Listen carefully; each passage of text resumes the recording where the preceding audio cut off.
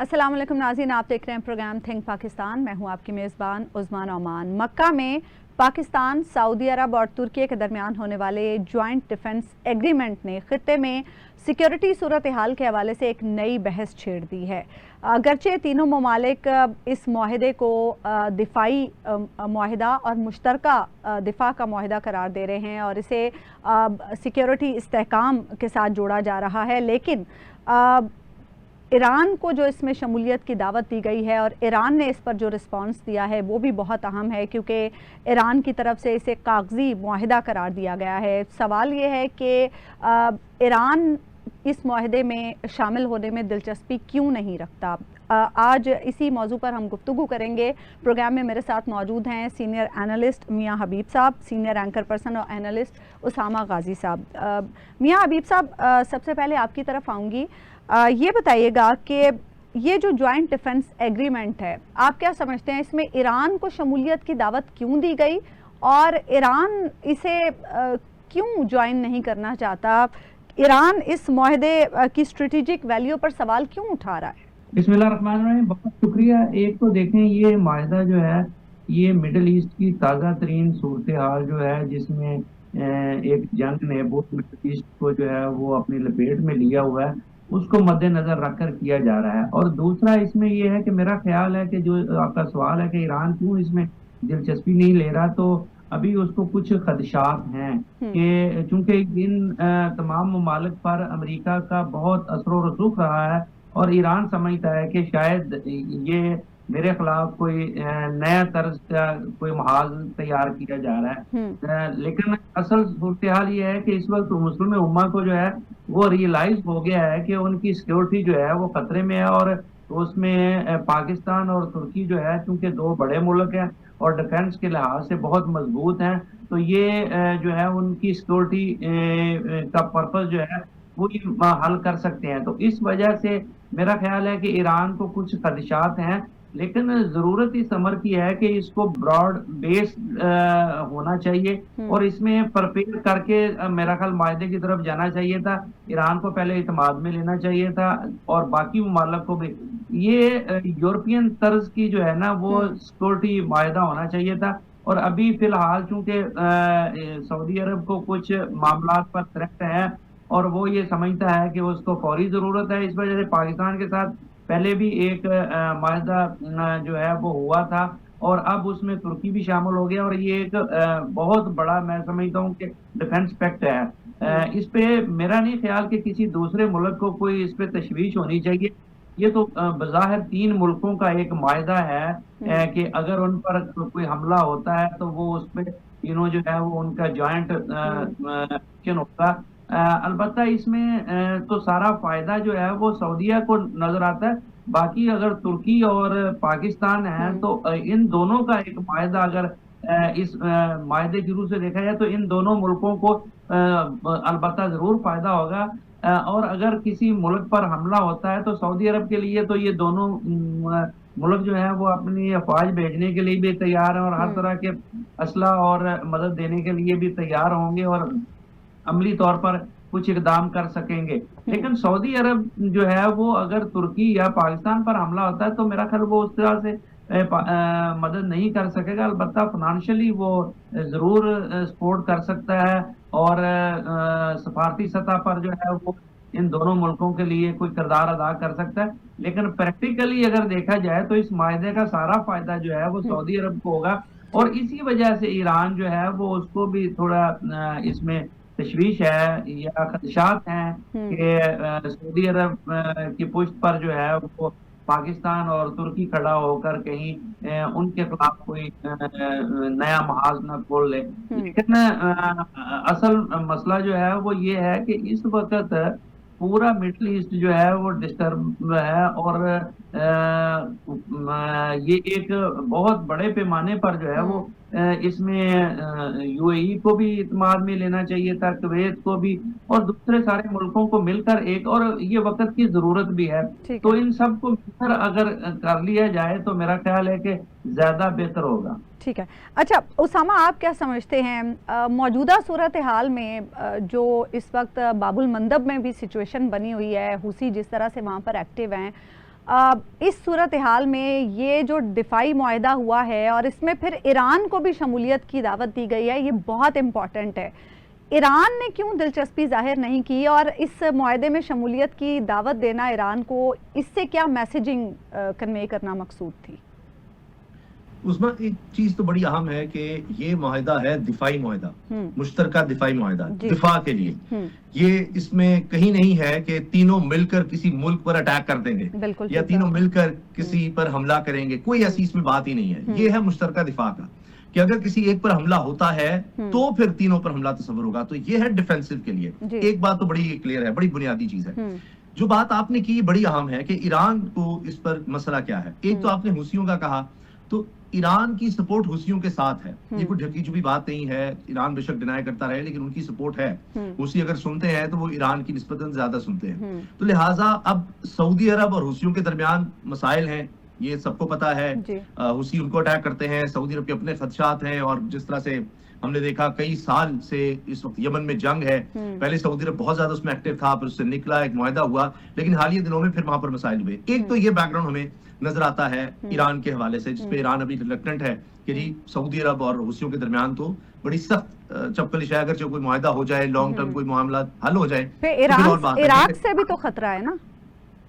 जी बिल्कुल। और वहां से भी आप देखिए, वहां भी प्रॉक्सीज हमें नजर आती हैं। ये सब चीजें अपनी जगह चलती है, क्योंकि ईरान ये समझता है कि उसकी पहली डिफेंस लाइन ये है कि जिस तरह बाबुल मंदब की आपने बात की कि आपने हुर्मुज़ असल वो जगह थी जहां से ईरान ने जंग का पासा पलट दिया और वहां पर जिस तरह उसने कंट्रोल हासिल कर लिया। इसी तरह अगर बाबुल मंदब से फिर तिजारत इतनी ज्यादा हो जाती है तो फिर ईरान को उसमें नुकसान है, तो वो हुसियों को वहां पर यूज कर सकता है कि देखिए बाबुल मंदब भी फिर बंद हो रहा है।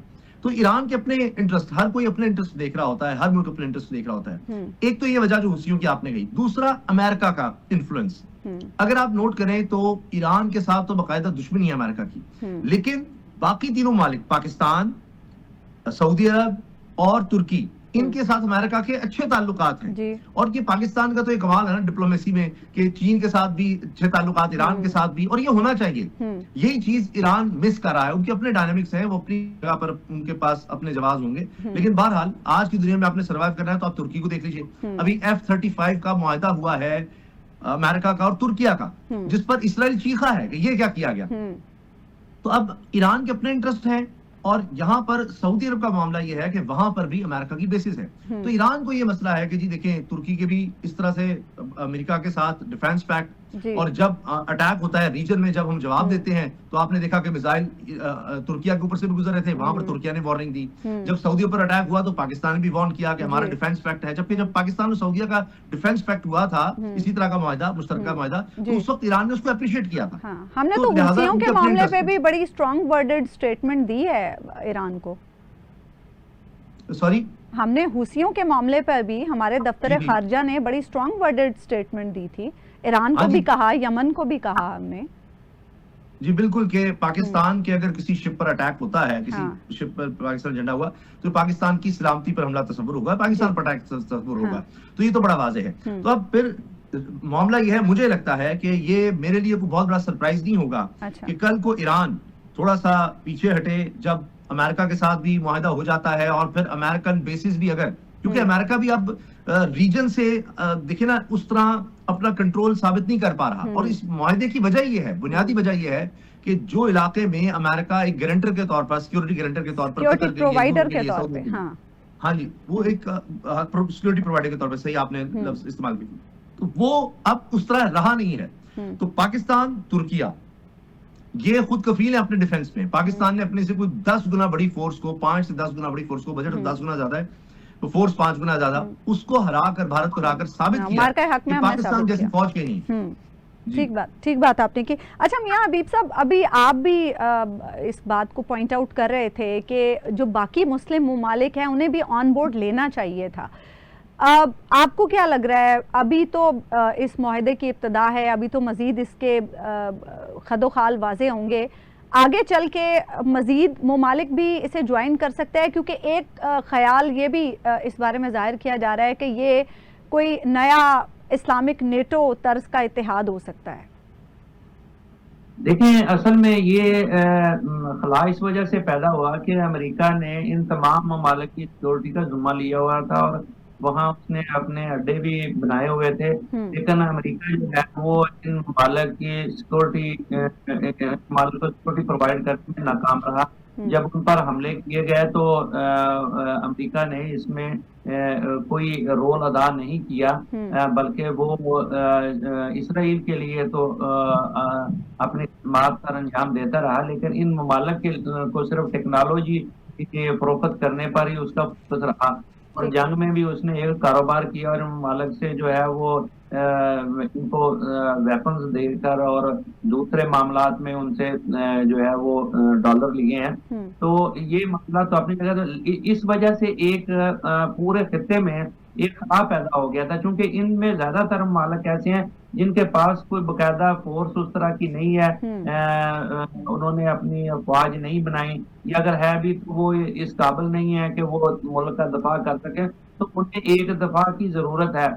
और इसमें क्योंकि खला हमेशा खला नहीं रहता, उसे पुर होना होता है, तो इस जरूरत को महसूस करते हुए सबसे पहले जो है वो सऊदी अरब ने कदम उठाया, क्योंकि सऊदी अरब को जो है वो हौसियों से एक थ्रेट मौजूद था, इसके अलावा इसराइल से थ्रेट मौजूद था। तो इस वजह से उन्होंने फौरी जरूरत को महसूस करते हुए जो है सबसे पहले पाकिस्तान से राब्ता किया गया था, उसके बाद फिर पाकिस्तान ने तुर्किया को इसमें शामिल किया। और मेरा ख्याल है कि ये अगर थोड़े मामलात पाकिस्तान सफारती सतह पर अपना रोल अदा करे, तो मेरा ख्याल है ये माहिदा जो है ये पूरे मशरक़ वस्ती के लिए सकता, और आपने दुरुस्त कहा कि ये मुस्लिम उम्मा का जो है उन्हें बन सकता है। और जरूरत भी समर की है, अगर देखें यूरोप जो है वो कर सकता है, अमेरिका जो है वो एक अपना दफाई माहिदा कर सकता है, और मुख्तलिफ फोर्सेस और ममालिक को साथ मिला के जो है वो अफगानिस्तान पर और इराक पर और दूसरे मुल्कों पर जो है वो चढ़ाई कर सकता है।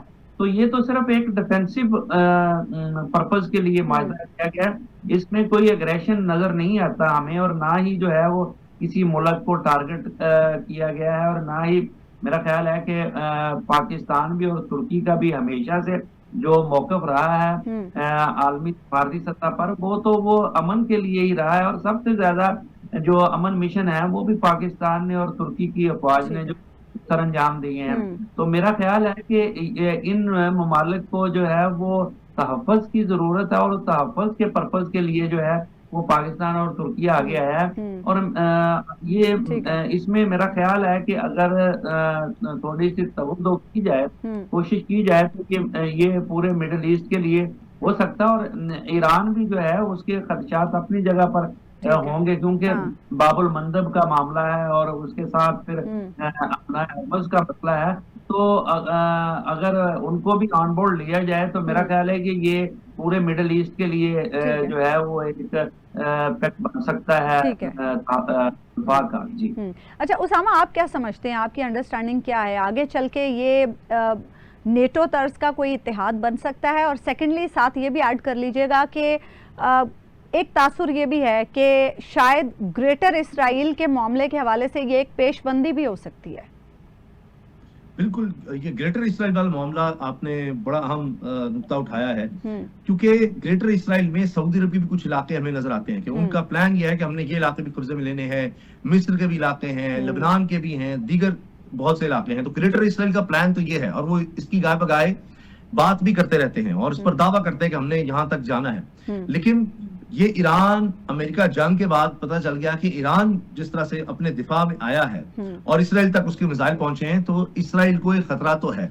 अब पाकिस्तान और तुर्किया, इसमें बड़ी एक अहम डेवलपमेंट ये है और बहुत अहम स्टेटमेंट ये आ चुकी है इसराइल की तरफ से, उनके लोगों की तरफ से, उनके एनालिस्ट भी ये कहते हैं, उनके सियासतदान भी, कि हम इनको एक ही नजर से देखते हैं। तुर्किया को वो कहते हैं ये भी हमारे लिए थ्रेट है, और इस तरह पाकिस्तान को भी समझते हैं, क्योंकि ईरान जंग के बाद से हम ये सुन रहे थे कि खुदा ना खास्ता अगली बारी पाकिस्तान की हो सकती है। जी एग्जैक्टली, क्योंकि पाकिस्तान वाहिद इस्लामी न्यूक्लियर रियासत है, और पाकिस्तान ऐसा मुल्क है जो इसराइल को तस्लीम ही नहीं करता, और हमारे पासपोर्ट लिखा हुआ है कि इसराइल के अलावा तमाम मुल्कों के लिए है। तो यहाँ तक तो बात है। और फिर अब्राहम अकॉर्ड के लिए आप देखिए कि सऊदी अरब पर भी दबाव था कि इसको कबूल करें। कुछ ममालिक ने तो मान लिया हुआ है। अब्राहम अकॉर्ड का मेन मतलब यह है कि आप इसराइल को तस्लीम कर लें, जहां तक उसने कब्जे कर लिए फलस्तीन के इलाकों पर, बस आप उसको एक आजाद रियासत के तौर पर मान लें। पाकिस्तान का मौक़िफ़ यह है, अब तक सऊदी अरब का भी यही रहा है, अगरचे प्रेशर आया कि जब तक फलस्तीन की आजाद रियासत फलस्तीनियों की उमंगों के मुताबिक वजूद में नहीं आ जाती, तब तक हम इसराइल को तस्लीम नहीं कर सकते। और 1967 के बॉर्डर, जहां के बाद आप देखिए 90% तो फलस्तीन पर, शायद इससे भी ज्यादा इलाके पर इसराइल कब्जा कर चुका है। तो ये यहाँ पर बुनियाद है। तो अब्राहम अकॉर्ड तो यह है जिस पर ट्रंप ने भी कहा कि जी अब्राहम अकॉर्ड की तरफ आ जाएं, इसको मान लें और फिर हम आगे बढ़ते हैं, चीजों की तरफ जाते हैं। बार बार इसका इशारा देते रहे। लेकिन एक बात बड़ी अहम है कि अब अमेरिका और इसराइल में भी दूरियां बढ़ रही हैं। यूरोप पहले ही इसराइल की सपोर्ट कम करना शुरू हो गया है। तो इसराइल के लिए अब इस मुआहदे के बाद ये जो उसका एक्सपेंशन का प्लान है, उसको ये बहुत बहुत बड़ा धचका लगा है। ये बात तो माननी पड़ेगी। टेंशन तो भारत को भी दी है हमने इस मुआहदे के बाद, कोई शक ही नहीं इसमें। और आपको पता है कि हालिया मार्का हक में भारत की तरफ से उनका झूठा मीडिया वो ये कहता रहा कि जी वो ये तो तुर्किया का पता नहीं कौन सा जहाज आ गया है और तुर्किया के ड्रोन्स आ गए हैं, तुर्किया बड़ा बीच में शामिल हो गया है। तो उनको तो पहले इससे खौफ था। और अब पाकिस्तान, सऊदी अरब और तुर्किया, क्योंकि हर मुल्क के अपने डायनामिक्स हैं। और जो आपने नेटो की बात की, उसमें और इसमें फर्क ये है कि नेटो आप देखिए कि अटैक में हमें कई जगहों पर नजर आया, वो एक और तरह का इतिहाद था। ये डिफेंस का ज्यादा है। गो के इस जंग में नेटो ने यही मौकिफ अपनाया कि हम तो दिफा के लिए बने थे, हम तो अटैक के लिए बने ही नहीं थे। हाँ जी। और उसके बाद आप देखें इराक के मामले पर हम देखते हैं, अफगानिस्तान के मामले पर देखते हैं, फिर किस तरह से वो आगे गए। लेकिन आज नेटो अपनी अफादियत उस तरह से कायम नहीं रख सका।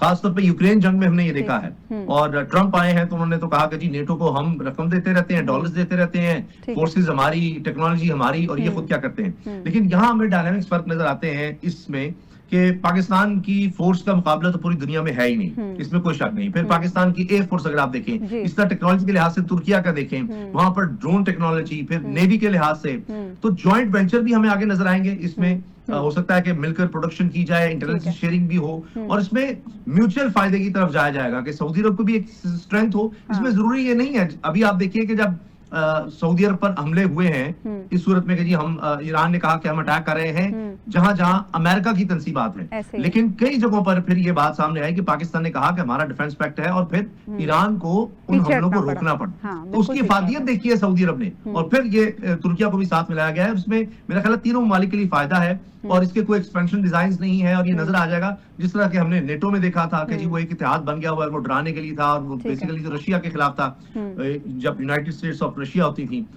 लेकिन वो फिर यूएसएसआर वो तो टूट गया, लेकिन नेटो फिर भी रहा।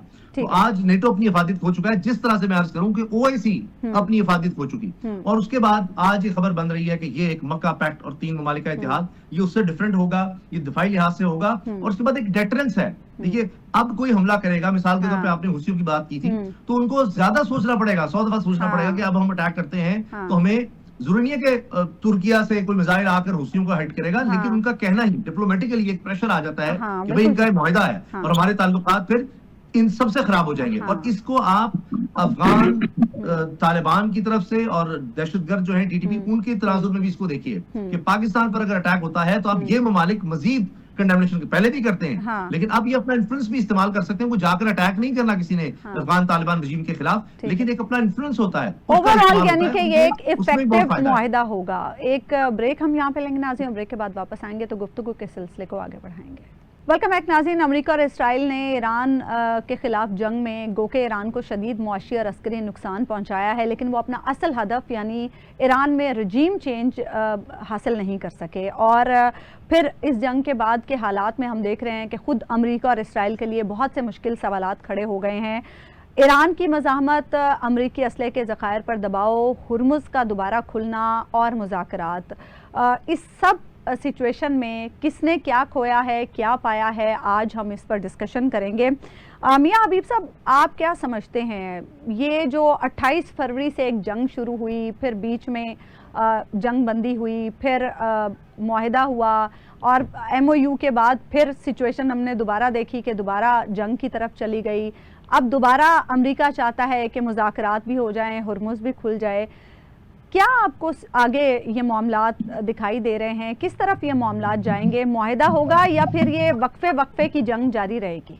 उसमें इस पर बात करता हूँ, मैं इसका जवाब देता हूँ, लेकिन पहले मैं जरा जो अपना आपका पिछला सेगमेंट था उसमें एक मैं कमेंट करना चाह रहा हूँ कि जी। इसराइल, यूएई और इंडिया का एक माहदा हो चुका है, और वो सऊदी अरब को जो है वो इस वक्त यूएई के साथ है, और अब पाकिस्तान को जो है वो अफगानिस्तान के जरिए से तंग किया जा रहा है। वहाँ इसराइल जो है वो पूरी तरह इंडिया के साथ मिलकर पाकिस्तान के खिलाफ साथी कर रहे हैं। तो ये भी एक बेस थी जिसकी वजह से ये वो उस मार्के की तरफ जाना पड़ा। ठीक है। बहरहाल जो आपका सवाल है कि इस जंग में किसने क्या खोया क्या पाया, तो मेरा ख्याल है कि पूरी दुनिया इसमें खो रही है और सिर्फ अमेरिका इसमें पा रहा है, क्योंकि अमेरिका की कंपनियां जो है माल पानी भी बना रही हैं, वो अपने दफा के सौदे भी दूसरे मुल्कों के साथ कर रहे हैं, और पूरी दुनिया इसमें सफर कर रही है। पूरी दुनिया की मईशतें इसमें जो है वो लड़खड़ा रही हैं, पूरी दुनिया की स्टॉक एक्सचेंज मुतासर है,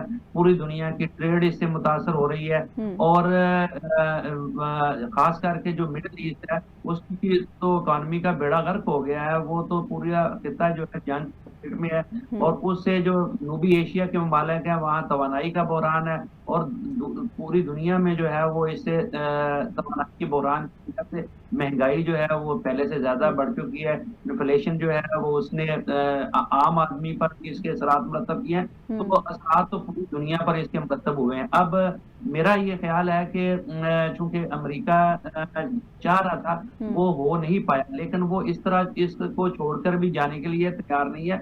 मैंने इस हवाले से लिखा भी था कि अब हमें जंगों में जीना होगा। तो सूरत हाल इस वक्त ये है कि जो इस वक्त एक जंग की सी कैफियत है, और उसमें तमाम ममालिक को जो है वो इन हालात को मद्देनजर रखकर अपनी स्ट्रेटेजी तय करना होगी। और इस वक्त जो अमेरिका खिते में मौजूद है और एक नया पत्ता उसने फेंका, कभी वो बहाने बनाकर जो है वो हमला कर देता है, जब दिल करता है वो कहता है कि जी नहीं अब मैं मुज़ाकरात की तरफ आऊंगा, कभी अपना हरमत पर वो तुर्क का पत्ता फेंकता है, कभी वो ऑयल के हवाले से बात करता है। तो मुख्तलिफ तरीकों से जो है वो ईरान को जो है नफसियाती तौर पर दबाने की कोशिश की जा रही है। किसी तरह से जो है इनको ईरानी कौम को, ईरान को एक लंबे अरसे तक जंग में धकेल कर जो है वो एक नफसियाती प्रेशर डाला जाए और किसी ना किसी तरीके से ईरान को सरेंडर करवाया जाए। वो इस खित्ते को या इस सूरत हाल को ऐसे छोड़कर जाने के लिए तैयार नहीं है, और उसके लिए मुख्तलिफ हरकत इस्तेमाल किए जा रहे हैं। हम देख रहे हैं, तो पूरी दुनिया इसको देख रही है कि वो जब ट्रंप का दिल करता है वो एक वायदे की तरफ आ जाता है, जब उसको दिल करता है वो कहता है कि नहीं इनको मैंने सबक सिखाना है और इनको सफा हस्ती से मिटा देना। तो ये जो उसकी स्ट्रेटेजी है ना दिखाने की और करने की, इसने जो है बहुत ज्यादा एक तो अदम एतमाद पैदा कर दिया और खदशात पैदा कर दिए। लेकिन अभी जो ताज़ा तरीन सूरत हाल है उसमें मेरा ख्याल है कि चूंकि मामला इस नहज पर पहुंचे हुए हैं कि ईरान के पास भी जो है वो डायलॉग के अलावा और कोई रास्ता बचता नहीं है। तो मेरा ख्याल है कि उन्होंने अपने खदशात के बावजूद जो है वो दोबारा डायलॉग की तरफ आएगा, लेकिन हमें जो है वो अमेरिका पर इतमाद नहीं है कि वो इस डायलॉग की आड़ में अब नई चाल क्या चलता है। अच्छा उसामा, आप क्या समझते हैं, गो के जैसे मियां हबीब साहब कह रहे हैं कि दुनिया ने बहुत कुछ खोया है और उन्हें लग रहा है कि अमेरिका ने इस जंग में पाया है, लेकिन मुझे ये लगता है कि जो अमेरिका का एक भरम था दुनिया में सुपर पावर होने का और नाकाबिले शिकस्त होने का, वो भरम तो यकीनन टूटा है इस जंग में। लेकिन क्या लग रहा है आपको, ईरान के पास ऑप्शंस महदूद हैं या अमेरिका के पास ऑप्शंस महदूद हैं? अभी तो अमेरिका के पास जाहिर है कि ऑप्शंस हमें कम नजर आते हैं, लेकिन इसका हरगिज़ ये मतलब नहीं है कि ईरान इस जंग को एक गैर मुय्यना मुद्दत के लिए जारी रख सकता है। प्रेशर जाहिर है कि अमेरिका पर ज्यादा है, खोया अमेरिका ने ज्यादा है, उसमें ये नहीं कि अमेरिका की कैजुअलिटीज ज्यादा हैं। यकीनन ईरान का नुकसान जानी लिहाज से बहुत ज्यादा हुआ है, माली लिहाज से बहुत ज्यादा हुआ है। अमेरिका पर तो कोई एक भी अटैक नहीं हुआ, लेकिन उनको माशी तौर पर नुकसान हुआ है। लेकिन होता यह है कि जो ज्यादा ताकतवर होता है उसके पास होने के लिए भी ज्यादा चीजें होती हैं। ईरान तो दिहाइयों से पाबंदियों का सामना कर रहा था, 47 years। आप देखिए उनकी जी, और बर्दाश्त इतनी ज्यादा है उनकी टॉप लीडरशिप को शहीद कर दिया गया, टॉप लीडरशिप के बाद भी कई लोगों को शहीद किया गया। बच्चों को, औरतों को, सिविलियंस को शहीद किया गया। लेकिन वो कौम आप देखिए वो फिर निकल आते हैं और फिर वो साथ खड़े हो जाते हैं, अगर कोई इख्तलाफात है वो भी खत्म हो गए और उन्होंने अपनी मईशत को बहुत सादगी के साथ इन मसाइल में एक तरह से चला लिया। ज्यादातर चीजों में वो खुद कफील हो गए। खुराक के लिहाज से देखें शायद 80-90% उनको जरूरत नहीं है बाहर से, मेडिसिन की भी इस तरह से जरूरत नहीं है, दीगर जितने भी काम है क्योंकि पाबंदियां थी, उन्होंने पाबंदियों में जीना सीख लिया, उनके पास कोई एयरफोर्स नाम की चीज ही नहीं बची। लेकिन फिर उन्होंने क्या किया, मिसाइल और ड्रोन्स हासिल कर लिए। अब असल जो सबसे बड़ा एडवांटेज ईरान को इस जंग में रहा है और अब है वो है दिफा का, यानी ईरान ने हमला नहीं किया, ईरान तो एक दिफाई पोजीशन में है। ईरान को क्या करना था, अमेरिका के इसमें मकासद क्या थे, यहां से हम देखेंगे जो आपका सवाल था ना किसने क्या खोया क्या पाया, तो जंग आप जब छेड़ते हैं तो आपके कोई मकासद होते हैं कि हमने ये चीजें हासिल करनी है। 3 बताए गए थे अमेरिका की तरफ से, एक number 1 regime change, number 2 nuclear program का खात्मा, नंबर 3 था उनके मिसाइल टेक्नोलॉजी का खात्मा कि मिसाइल कम से कम ये कि इसराइल तक ना पहुंच सके, तो इसको हमने खत्म करना है। ये तीनों तो काम हो ही नहीं सके। रजीम चेंज ट्रंप लाख कहते रहे जी हमने कर दिया, लेकिन जिनको शहीद किया उनका तो बेटा आ गया है आगे, तो बात तो फिर वही रही। और एक बुजुर्ग को शहीद करके आपको क्या मिला, आपने और ईरानी कौम पहले से ज्यादा मुत्तहिद हो गई यकीनन, और तारीख का सबसे बड़ा जनाजा कहा जाता है, इतनी बड़ी तादाद में लोग निकले हैं आप देखिए। और उसके बाद क्या हुआ, अमेरिका को कोई वो मकसद तो हासिल नहीं हुआ कि रजीम चेंज कर दिया है, या उनके जिस तरह से मकसद थे कि हमारी मर्जी की कोई गवर्नमेंट वहां पर आ जाए जो इसराइल और अमेरिका के लिए काबिल कबूल हो, वो नहीं हो सका। मिसाइल टेक्नोलॉजी वहीं की वहीं है, बल्कि अब तो ये खदशात का इजहार किया जा रहा है जी वो चाइना से कोई एंटी एयरक्राफ्ट गन को ले रहे हैं, टेक्नोलॉजी ले रहे हैं, रशिया उनकी मदद कर रहा है, इस तरह की बातें होने लगी। स्टिंगर मिसाइल जो शोल्डर माउंटेड मिसाइल्स होते हैं। हाँ जी, और असल जो सबसे बड़ा धचका लगा है वो आपने हुर्मुज़ का है जी। ये तो कभी टेबल पर था ही नहीं, ये तो नया मसला खड़ा हो गया, वो तो एक नया स्ट्रेटेजिक हथियार बन गया ईरान के लिए यकीनन। और अब सारी बात आप देखिए, जब भी नेगोशिएशन टेबल पर आते हैं तो पहली बात क्या होती है, जंगबंदी का मुआहदा उसकी खिलाफवर्जी होती है तो किस वजह से, सीज फायर की खिलाफवर्जी होती है किस वजह से, आपने हुर्मुज़ कि कंट्रोल किसका होगा। अब तो बुनियादी चीजें आ गई है, ना रजीम चेंज अब रहा, ना मिसाइल टेक्नोलॉजी का रहा, ना न्यूक्लियर प्रोग्राम अब रहा, वो तो अब बात की बातें हैं कि जी उस पर क्या होगा, वो 60 दिन कब शुरू हुए, कुछ हो ही नहीं सका। तो उस लिहाज से जो मकासद थे अमेरिका वो हासिल नहीं कर सका। ईरान का मकसद अपना दिफा था, वो उसमें कामयाब है। उनका मकसद था कि जी हम अपना न्यूक्लियर प्रोग्राम किसी ना किसी तरह जारी रख पाए और मुकम्मल तौर पर खत्म हम किसी को नहीं देंगे, वो भी हमें नजर आता है। वो पीछे चले गए होंगे, अभी बहुत आगे नहीं है, वो तो खुद कहते हैं हम न्यूक्लियर बम बनाना ही नहीं चाहते, ये हराम है, तो वो भी कहीं ना कहीं इंटैक्ट है उनका। मिसाइल प्रोग्राम सबके सामने है, वो भी मिसाइल चला रहे थे, आपने हुर्मुज़ का देख लीजिए, अब तो मुआहदा हो रहा है। लेकिन इसका कत्तन मतलब ये नहीं है कि ईरान इसी तरह से इस जंग को कंटिन्यू रख सकता है। जंग मुझे ये लगता है कि वक्ती तौर पर तो एक मुआहदा हो जाएगा और काफी हद तक चीजें सेटल हो जाएंगी, लेकिन जिस तरह पाकिस्तान और भारत के दरमियान कभी भी हम नहीं हो सकता जब तक कि भारत अपनी सोच नहीं बदलता, जब तक मसला कश्मीरियों की उमंगों के मुताबिक हल नहीं होता, तब तक हम ये नहीं कह सकते कि दोनों ममालिक बिल्कुल पूरी तरह से अमन होंगे। जब तक अफगानिस्तान की तरफ से, अफगान रजीम की तरफ से दहशतगर्दों को कंट्रोल नहीं किया जाता, दहशतगर्दी पाकिस्तान से खत्म नहीं होती, तो तब तक हम ये भी नहीं कह सकते अफगान मौजूदा रजीम या कोई भी आ जाए उससे हमारे ताल्लुक ठीक हो जाएंगे। बिल्कुल इसी तरह जब तक फलस्तीन का मसला हल नहीं होता, मुझे नहीं लगता कि ईरान और इसराइल या अमेरिका के दरमियान ताल्लुकात ठीक हो सकते हैं। और इस वजह से चाहे 1 साल बाद, जिस तरह हमने भी देखा 1 साल पहले भी जंग हुई थी, फिर दोबारा शुरू हो गई, तो जंग तो दोबारा हो सकती है। लेकिन फिलहाल ये अब जल्द ही मुझे लगता है कि शायद ये अगस्त के महीने में ही मामला सेटल हो जाए। वक्फे की जंग, यानी कि कभी थोड़ा सामन कभी जंग। हाँ जी, अब तो मुकम्मल काफी हद तक ये हो जाएगा कि शायद कोई शिकायत रहे, लेकिन जो हम अभी देख रहे हैं सूरत हाल, पहले तो बाकायदा जंग थी, मिसाइल चल रहे थे, अटैक्स हो रहे थे, हर जगह पर हो रहा था, फिर सीज फायर, और उसके बाद फिर हमने देखा कुछ चपकलिश है, कुछ जहाजों का मामला है, लेकिन वो शिद्दत नहीं है जिसको हम जंग कह सकें। सीज फायर की खिलाफ वर्जी कह सकते हैं हम, लेकिन एक्चुअली तो वही है कि हम फिर मुआहदे के लिए तैयार हैं। ये सिचुएशन भी मुझे लगता है काफी हद तक कंट्रोल हो जाएगी, और जिसको हम जंग की कैफियत कहते हैं वो मुझे नहीं अब नजर आती। हाँ, उसके 6 महीने बाद, साल बाद दोबारा शुरू हो जाए तो कुछ कहा नहीं जा सकता। मियां हबीब साहब, आप क्या समझते हैं, अमेरिका के मिड टर्म इलेक्शंस भी अब दूर नहीं है, नवंबर के बाद क्या सूरत हाल इससे कुछ मुख्तलिफ हो सकती है? देखें, अमेरिका के अंदर भी उनका माशरा जो है वो इस जंग को सपोर्ट नहीं कर रहा, और इस पर बहुत ज्यादा उनकी कौम में जो है वो तशवीश पाई जाती है, और वो कहते हैं ये गैर जरूरी जंग थी जिसमें इसराइल जो है वो धोखाधड़ी से अमेरिका को फंसा दिया है। ये उनकी पूरी कौम की सोच है, और वो माशरा भी तकसीम हो रहा है। और क्या जो है वो ट्रम्प की पार्टी जो है वो इस मिड टर्म इलेक्शन में जो है वो उस तरह से कामयाबी हासिल ना कर पा रहा है। ठीक। लेकिन ट्रम्प जो है वो प्रेसिडेंट तो रहेंगे अमेरिका के, और उसके बाद फिर मामला ये है कि वो इससे ज्यादा खतरनाक भी हो सकते हैं, और इससे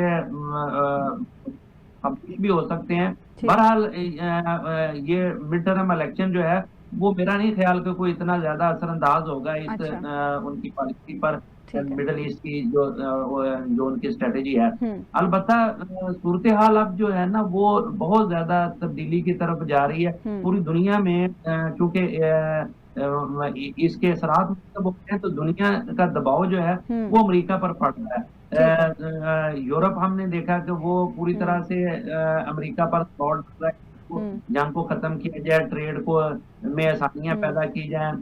चाइना बहुत ज्यादा इसमें जो है वो मुतासर हो रहा है। इस तरह जो है वो खित्ते के दूसरे ममालिक जो हैं वो भी इससे मुतासर हो रहे हैं। तो ये अमेरिका पर एक दबाव जरूर है कि इस जंग को खत्म किया जाए, लेकिन जाहिर है कि अमेरिका के अपने मफादात हैं। वो उन्होंने एक तो टैरिफ के जरिए पूरी दुनिया को जो है वो वक्त डाला हुआ है, और दूसरा जो है वो इस जंग की वजह से मुतासर कर रहे हैं। तो वो किसी को खातर में लाने के लिए तैयार नहीं है, उनको वही सूट करता है जो उनकी हिकमत अमली होती है। ठीक है मियां हबीब साहब, आपका पॉइंट आ गया। एक ब्रेक हम यहाँ पे लेंगे नाज़रीन, और ब्रेक के बाद वापस आएंगे तो गुफ्तगू के सिलसिले को आगे बढ़ाएंगे। वेलकम बैक नाज़रीन। अब कुछ बात कर लेते हैं मुल्की सियासत के हवाले से। राना सनाउल्लाह आज बाग आज़ाद कश्मीर में जलसे से खिताब कर रहे थे, और उन्होंने ये दावा किया है कि मुस्लिम लीग नून आज़ाद कश्मीर में 2/3 अक्सरियत से हुकूमत बनाएगी। इसके साथ साथ बिलावल भुट्टो का नाम लिए बगैर उन्होंने कहा कि जो उल्टी गिनती गिनना चाहते हैं उनकी गिनती भी सीधी हो जाएगी और वो खुद भी सीधे हो जाएंगे। गुज़श्ता रोज़ हमने देखा कि बिलावल भुट्टो ने बाग में ही जलसे से खिताब करते हुए फिर से कुछ तल्ख बातें की, और ये कहा कि इस्लामाबाद हुकूमत ख़तरे में है, और साथ ही साथ ये भी कहा कि पीपल्स पार्टी नए सूबों पर तब मानेगी जब इसमें अवाम की मर्जी शामिल होगी। मियां हबीब साहब हमारे साथ मौजूद हैं इस सेगमेंट में, और अब्दुल मजीद साजिद साहब ने भी हमें ज्वाइन कर लिया है। मियां हबीब साहब, आप क्या समझते हैं, मोहसिन नकवी की वजाहत के बाद भी बिलावल भुट्टो को क्यों ये लग रहा है कि ये हुकूमत खतरे में है? असल में हर सियासी जमात का अपना एक नजरिया होता है, वो अपने मफादात होते हैं, और वो सियासत और बयानबाजी भी उसी पेराहे में करते हैं कि उनको किस चीज से फायदा और किस चीज से नुकसान है। चूंकि ये पीपल्स पार्टी वाले समझते हैं कि अगर नए सूबे बनते हैं तो सबसे ज्यादा नुकसान जो है वो पीपल्स पार्टी को होगा, और फिर उसके बाद दूसरे कई मामला हैं। एनएफसी का मसला है, पानी का मसला है, और नई नहरें निकालने का मामला है। तो मेरा ख्याल है कि एक तो मैं आपको खबर देता चलूं कि मामला तो तय हो चुके हैं। अब वो जो जितने बयानबाजी थी और प्रेशर था सियासी जमातों पर, सिर्फ मुस्लिम लीग नून पर ही नहीं था, पीपल्स पार्टी पर भी बहुत बड़ा प्रेशर था। और मेरा ख्याल है कि सब ने जो है वो मुजवजा मामलात पर जो है वो उसको कबूल कर लिया है, और अब सियासी जमातें जो हैं, हुकूमती सियासी जमातें जो हैं, वो नए सूबों पर काम करने के लिए तैयार हो चुकी हैं। और शायद इसके लिए कोई अमेंडमेंट के लिए भी तैयारियां की जा रही हैं। ये आजाद कश्मीर के इलेक्शन के बाद फिर इस तरफ आया जाएगा। तो इस वजह से अब जो उल्टी गिनती शुरू करना चाह रहे थे, या जो हुकूमत को खात्मे का अलार्म दे रहे थे, वो सारी चीजें जो है वो खत्म हो गई हैं। अब सब अच्छा अच्छा की बातें हो रही हैं, और आने वाले दिनों में मजीद अच्छा अच्छा की बातें होंगी, क्योंकि अब इन सब ने मिलकर जो है वो अमेंडमेंट की तरफ जाना है, और जो इन्हें एक टारगेट दिया गया है उसकी तरफ आप जाएंगे। जहां तक आजाद कश्मीर के इलेक्शन का ताल्लुक है, तो मेरा ख्याल है कि अब इंतजामिया का भी और इलेक्शन कमीशन का भी असल इम्तिहान शुरू होने वाला है, क्योंकि जो दो अजला हैं, बाग और रावलाकोट, यही असल गढ़ था जो है वो अवामी एक्शन कमेटी का एहतजाज के हवाले से भी। और यहाँ जो है वो इतना अमल दखल भी नहीं है इंतजामिया का, क्योंकि यहाँ ज्यादा ताकत जो है वो एक्शन कमेटी की है, और भरपूर एहतजाज भी वहाँ हो रहा है। तो इन दो अजला में जो है वो इलेक्शन ही असल इम्तहान होगा। जहां तक आपने राना सनाउल्लाह की बात की कि वो कह रहे हैं जी मुस्लिम लीग नून को 2/3 अक्सरियत से कामयाबी मिलेगी और वो यहाँ बना लेंगे, तो भाई उनके ऊपर 4 दहाई अक्सरियत की भी बात करते हैं, वो मुकम्मल लैंडस्लाइड विक्ट्री की भी बात करें तो वो तस्लीम करने के लिए तैयार हैं वो लोग। उसकी वजह ये है कि मेरा ख्याल है ये सारा कोई बाय डिजाइन हुआ था। मुस्लिम लीग नून को जो है वो आजाद कश्मीर देना मतलूब था और गिलगित बल्तिस्तान जो है वो पीपल्स पार्टी को देना मतलूब था।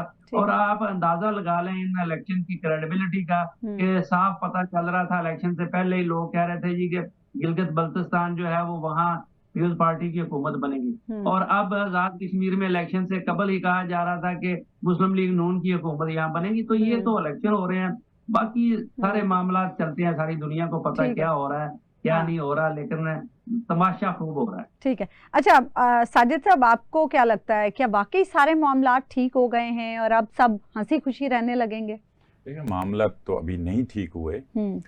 एक तो जैसे राना सनाउल्लाह बात करते होते हैं, उनको ना बात अल्फाज के साथ बड़ा अच्छा खेलना आता है कि जिनकी उल्टी गिनती हो गई थी उनकी गिनती सीधी हो जाएगी। अच्छा, एक बात तो मैं आपको खबर दे दूं कि इम्कान है, चूंकि जरदारी साहब ने लाहौर में बिलावल हाउस डेरे लगा ली हैं और कल तक वो यहाँ होंगे। अच्छा। साथ साथ चूंकि वजीर आजम साहब भी सऊदी अरेबिया का और एक बहुत बड़ा एग्रीमेंट जो है वो करके आए हैं, तो वो भी लाहौर तशरीफ ला चुके हैं। जो बड़े मियाँ साहब हैं वो भी मरी से चल पड़े हैं, वो आज रात तक, शाम तक या सुबह तक इसमें बहरहाल मुतवक्को है। तो मुझे ये लगता है कि ये गिनती सीधी हो जाएगी, आज मुलाकात होगी कोई? इम्कान है ये, मैं आपको, अब ज़ाहिर होती है नहीं होती मामला, तो खबर तो यही है कि मुलाकात होगी। अच्छा। और या छोटे मियाँ साहब से हो जाएगी या बड़े मियाँ साहब से होगी। अच्छा। अब चूंकि टेंशन बहुत ज्यादा है, बिलावल साहब तो बात नहीं मान रहे, वो तो जरदारी साहब ने भी ये इशारा दिया है कि वो मेरी बात भी नहीं मानते। अब देखें, अब जो इस मुतवक्को मुलाकात में अगर तो चीजें सेटल डाउन हो जाती हैं, जो कि हो जाती हैं, माजी में भी अगर हम देखें तो पीपल्स पार्टी और नून लीग के दरमियान ऐसे इश्यूज उठते आए हैं, पीडीएम 1 से लेके और बनने तक। अल्टीमेटली बहुत कमेटियां बनी इसी तरह। अब मोहसिन नकवी जिस तरह मुतहरिक हैं, उस वक्त कोई और लोग मुतहरिक होते थे, तो फिर दोनों बड़े जो हैं, जरदारी साहब और बड़े मियाँ साहब, मियाँ नवाज शरीफ साहब, वो मिलते थे तो चीजें जो है ना वो सेटल डाउन हो जाती थी। तो इम्कान तो यही है। हाँ, अगर ये मुलाकात नहीं होती तो फिर ये सवाल पैदा होता है कि फिर क्या होगा। अगर मुलाकात नहीं होती तो फिर मैं ये भी नहीं कह सकता, वो जिस तरह उन्होंने टिक टॉक कहा है ना, उनको टिक टिकी भी नहीं बांध सकते, जाहिर है उनकी उर्दू का तो मसला है। लेकिन मैं नहीं समझता कि ये टिक टॉक होगा जो बिलावल साहब कह रहे हैं, ये भी मैं नहीं समझ रहा। हाँ, जहां वैसे बिलावल ये कह रहे हैं कि ये उल्टी गिनती पीपल्स पार्टी ने शुरू नहीं की, नून लीग के अंदर के लोगों ने शुरू अच्छा किया। वो अब जाहिर है इलेक्शंस हैं, ये कोई उल्टी गिनती नहीं है। अगर तो ये रात में जिस तरह कह रहा हूँ मुलाकात हो जाती है या कल हो जाती है तो ये तो सीधी हो जाएगी, ये एक बात। दूसरा ये कि अब अगर राना सनाउल्लाह साहब ये कह रहे हैं कि जनाब पीपल्स पार्टी उसी तनख्वाह पे काम करेगी, तो फिर ये बताएं कि नून लीग किस तनख्वाह पे काम करेगी?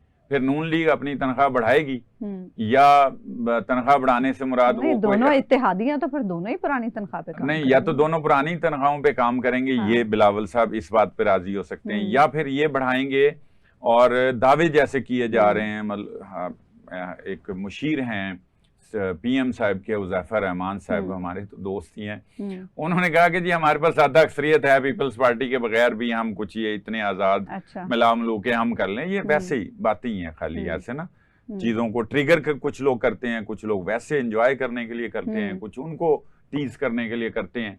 तो हो सकता है कि फिर नून लीग अगर कोई सूरत-ए-हाल ऐसी बनती है, वैसे इसका इम्कान बहुत कम है, लेकिन अगर ये सूरत-ए-हाल बनती है तो फिर नून लीग के पास इख्तियारात, वो कहते हैं ना, उनकी जिम्मेदारियों में इजाफा हो जाएगा। अच्छा। और इख्तियारात उनके पास आ जाएंगे और फिर क्या, जो कि मुमकिन नहीं है, पीपल्स पार्टी के बगैर फिर ये हुकूमत चले। जो आजाद कश्मीर के, जहां से ये इशू बना है बुनियादी तौर पे, आजाद कश्मीर इंतखाबात की वजह से बना है। अब मुझे ये बताएं कि जब पीपल्स पार्टी नून लीग इलेक्शंस में गई है तो उनको पता था कि ये इतने फेजेस में इलेक्शन मुनक्किद हो रहा है, अब फिर वो ये वहां जाके कहें हर तकरीर में कि जी आपको पता है ये 6 फेजेस में इलेक्शन हो रहा है, असल में 3 नहीं।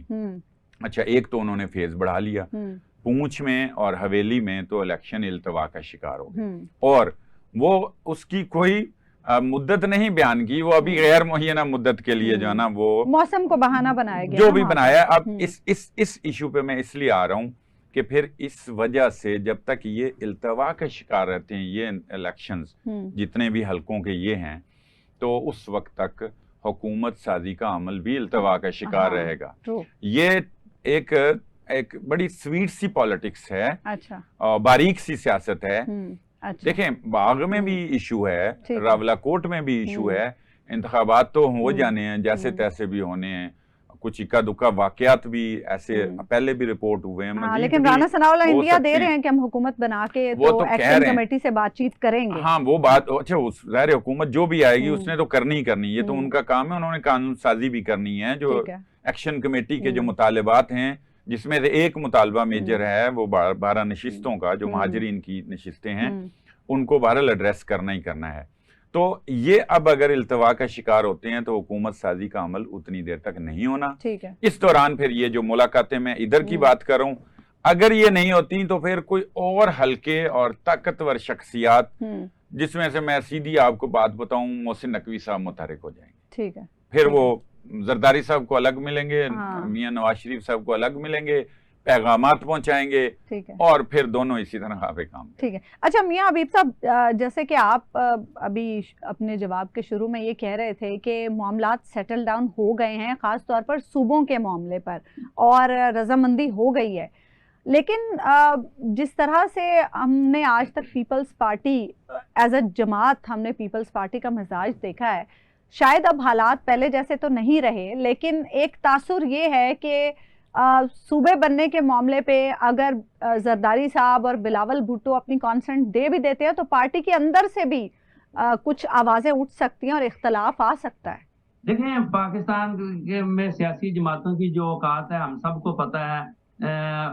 जो जरदारी साहब ने कहना है वही सारी पार्टी ने तस्लीम करना है, लेकिन अलबत्ता ये चूंकि सियासत खेल ऐसा है कि यहाँ एक भाई कुछ कह रहा होता है, दूसरा भाई उसके मुतजाद या मुखालफ सिमत में चल रहा होता है, बाप कुछ कह रहा होता है, बेटा कुछ कह रहा होता है। तो ये सारी चीजें जो है ना, ये सियासत है। ये एक प्री प्लान खेल होता है कि मैं गुड कॉप बनूंगा, आप बैड कॉप बनेंगे। अच्छा। और ये इसी तरीके से मामला को चलाया जा रहा है। लेकिन ये मैं आपको बता दूं कि ये सारी पीपल्स पार्टी और मुस्लिम लीग नून, ये दोनों लाजमो मलजूम हो चुके हैं। ये इनके अहदो पैमा जो है ना, ये या तो ये चलेंगे या फिर ये सारे घर जाएंगे। अच्छा। तो ये नहीं हो सकता कि पीपल्स पार्टी उनमें से अलहदा होकर कहेगी कि मैं सुखी जी लूंगी, ये मुमकिन नहीं है, क्योंकि उनका अच्छा। बहुत बड़ा स्टेक सिंध में है। हाँ। वो उनकी सिंध की हुकूमत जो है वो किसी सूरत उसको छोड़ना नहीं चाह रहा है। और मुस्लिम लीग नून को भी पता है कि हमारे पल्ले कख नहीं, अगर हमने हुकूमत को छोड़ा तो फिर शायद पब्लिक में हम उस तरह से जा भी ना सके। तो लिहाजा ये वक्त अपना पूरा करने के लिए आखिरी हद तक जाएंगे। और जो मामला चला था जिससे ये सियासतदान भी खेल रहे थे, ये और ये समझ रहे थे कि ये शायद एस्टेब्लिशमेंट को जो है वो अपने शीशे में उतार लेंगे, लेकिन मामला चूंकि बात चीजें ऐसी होती है खुल के बात नहीं की जा सकती। लेकिन असल मसला ये है कि जिस तरफ मैंने इशारा किया था वो उसमें बहुत हद तक जो है वो मामला तय हो चुके हैं। अब इन्होंने किस तरीके से इसको पाया तकमील तक पहुंचाना है, जो एजेंडा इन्हें दिया गया है, वो असल सवाल वो है। और उस पर जो है अब इन्होंने फैसला करना है कि पब्लिक में भी इनका भरम रह जाए और जो फेस सेविंग मिल जाए ना। हाँ जी ठीक है। अच्छा साजिद साहब, हम नए सूबों की बात कर रहे हैं, इंतजामी यूनिट्स की बात कर रहे हैं, इत्तेहादी जमातों की हम बात कर रहे हैं, यानी हुकूमती जमातों की। ऑपोजिशन का कहीं जिक्र ही नहीं करते। ऑपोजिशन इस सारे मामले में कहाँ स्टैंड करती है, और ऑपोजिशन ने भी कुछ करना है या नहीं करना है? देखिए, अपोजिशन ने तो उसके पास बड़ा मार्जिन होता है, अपोजिशन खुल के खेलती होती है। अब अगर वो ना खेले या वो मसलियत का शिकार हो जाएं, अफराद एक लाएं, अलीम इन गंडापुर को के जुम्मे लगाएं, अलीम इन गंडापुर फिर अपनी मसलियतों का शिकार हो जाएं, फिर जनाब सुहेल आफरीदी साहब आएँ, वो 2 महीने की लंबी चौड़ी डेट दे दें कि हम जनाब लॉन्ग मार्च करने। अब 2 महीने का मतलब क्या है? तब तक तो सब कुछ सेटल हो चुका होगा। जी, सेटल भी हो चुका होगा, और पीटीआई के साथ भी कुछ चीजें ऐसी जो पहले होती थी ना, जैसे 26 नवंबर का एहतजाज था और लॉन्ग मार्च था, तो उससे पहले जरा सी बात शुरू हो गई थी। कुछ दरवाजे खुले थे, ठीक है, अडयाला का तो नहीं खुला था, लेकिन जो पावर कॉरिडोर्स के दरवाजे थे वो खुले थे। वो मिसमैनेज हुआ, उसमें लड़ाई हुई अली अमीन गंडापुर की, बुशरा बीबी की, और वो एक इसरार कर रहे थे जाने का। एक ने कहा कि वो 26 नंबर जो चुंगी है वहीं पर, वो जो मवेशी मंडी है वहां पे, वहीं पर जो है ना वो हम एहतजाज या धरना देंगे। अब ये इन्होंने अक्लमंदी एक अपनी तरफ से की है सोहेल अफरीदी साहब ने, कि इतनी लंबी डेट दी है कि इसी दौरान चीजें हो जाएं और इज्जत सादात भी बच जाए। तो कुछ होने भी शुरू हो गई। स्पीकर एयाज सादिक ने कल ही पीटीआई को दावत दिया फिर कि आप आए मुज़ाकरात करें। तारिक फजल चौधरी साहब बड़ी मीठी मीठी बातें कर रहे हैं, वो हामिद डोगर साहब से मिले हैं, वो दोनों हम पल्ला और हम ओहदा हैं कौमी असम्बली में, उनकी मुलाकात भी हुई है, बातचीत शुरू भी हो गई है। अब ये है कि आपका जो सवाल है कि जो अपोजिशन है वो कहाँ है? अभी अपोजिशन ने खुद मनवाना होता है अपने आप को। अपोजिशन तो आप देखें, सूबों की बात अगर हम कर लें, तो हक में नजर तो वो तो हाँ। अब तक जितने सियासतदानों के, पीटीआई के रहनुमाओं के जो बयानात आए हैं, उन्होंने तो कहा है कि ये सूबे बनने चाहिए। अब ये अगर बात है तो फिर अपोजिशन तो फिर हो गई भाई। पहले अब तक तो पीटीआई ने वो किया है जो ये कहते थे उसके अगेंस्ट किया। ये अपोजिशन की एक नेचर भी होती है कि जी वो चाहे, मैं आपको बताऊं, एक मार्का हक वाहिद एक पाकिस्तान की कामयाबी जिसपे पीटीआई मुत्तफिक थी, या पीटीआई ने भी कहा कि ये पाकिस्तान है, ये पाकिस्तान की जीत है, ठीक है ना। अदरवाइज इतने अरसे की पीडीएम की हुकूमत को पिछला अगर मिलाएं तो 4 साल बन रहे हैं। इस दौरान जो हुकूमत ने कहा है, जाहिर अपोजिशन ने उसके मुखालिफ सिमत में जाना होता है। यहाँ इस मामले में तो वो साथ अपोजिशन नहीं की। अब ये स्ट्रॉन्ग अपोजिशन तो अपोजिशन रहनुमाओं ने करनी है ना, वहां का सिस्टम भी थोड़ा सा ऐसी जल्दी जल्दी में बात कर देता हूँ। अब इमरान खान वाहिद वन एंड ओनली एक शख्स हैं जिनके ऊपर और इर्द गिर्द जो है ना वो पीटीआई घूमती है। उनके पार्टी स्ट्रक्चर में बहुत सारे फ्लाज हैं, वो है ही नहीं, मतलब वहां स्ट्रक्चर है ही नहीं बिल्कुल ही। अब वो कोई देखता है कि मैंने तो मुज़ाकरात करने हैं, सिर्फ महमूद अचकजई साहब के जुम्मे है और अल्लामा नासिर अब्बास साहब के जुम्मे है। सोहेल अफरीदी के पास स्ट्रीट मूव जो है ना वो चलानी है। अच्छा, वो अपने सूबे के अंदर कोहाट में चले जाते हैं, पेशावर में चले जाते हैं, चारसद्दा में कोई तकरीर कर दी, वो अपने उसमें फिर रहे हैं। अब इतने प्रेशर के बाद उन्होंने ये 2 माह की जो है ना वो तारीख दे दी, जिसपे अलीमा खान सख्त नाराज हैं कि ये 2 महीने की क्यों। जाहिर है उनका भाई अंदर है, इतनी लंबी लंबी तारीखें देंगी तो वो तो फिर कोई बातचीत नहीं होगी ना। यानी सिस्टम को टफ टाइम अपोजिशन भी इस वक्त नहीं दे रही, बिल्कुल वो मसलियत का शिकार है। प्रोग्राम का वक्त खत्म हुआ नाज़रीन, आपसे मुलाकात होगी इंशाल्लाह अगले हफ्ते, अल्लाह ने के बाद।